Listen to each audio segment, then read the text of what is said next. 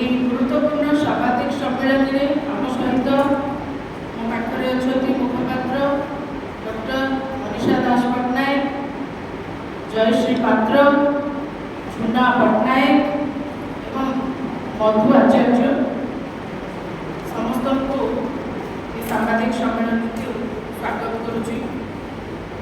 প্রথম কথা হল গতকালি भारतीय जनता पार्टी किसी महिला नेत्री सांबादिक सम्मेलन जरिया जो सब प्रश्न पचारि तो निश्चित रूप हास्यास्पद थिला। ताको बेसी हास्यास्पद होची आज महिला मोर्चा जो भली भाव में मास्टर कैंटीन प्रदर्शन कला से आहरी लज्जाजनक थिला।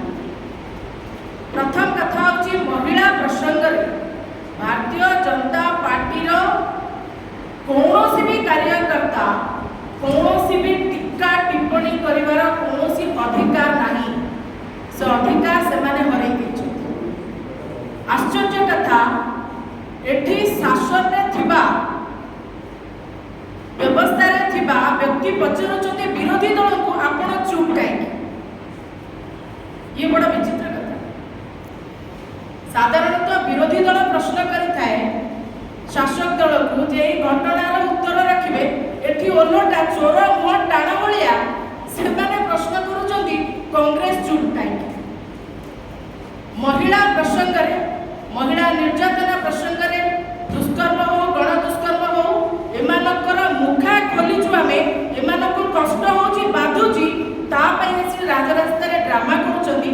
जेति के ड्रामा कले सेतिके जदि जाइकरी से महिला मानक पाखरे पहुंची थांते, सरकार तत्पर होई थांता महिला मानक प्रसंग रे, ताहाले बोध हुए आज ओडिशा एभली दुर्दिन देकी गति करन।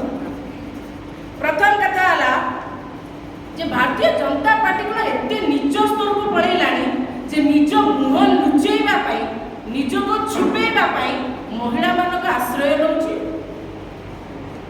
ता नहेथिले महिला प्रसंग रे निजको घंट घड़ेबा पाई, निजर अपारगता को घंट घड़ेबा पाई किछि महिला मानक आज छाड़ी न था। आज जो भली भाव रे भारतीय जनता पार्टी रो महिला मोर्चा सभानेत्री भौणी ऐश्वर्या विश्वास जो भली भाव रे टीका टिप्पणी रखिले ता हम समस्त को लाज लागुची, हम मुंड तळ होई जाउची। भारतीय जनता पार्टी एक व्यभिचारी पार्टी, बलात्कारी पार्टी, अत्याचारी पार्टी, दुराचारी पार्टी, एथिरे काहाकू संदेह नहीं। आज जो महिला माने आसिके चित्कार करथले, गर्जन करथले, एबीवीपी रा सौम्याश्री जते बेले निया लगे दला, निया लागि गला ता देहरे, सेते बेले एमाने कोन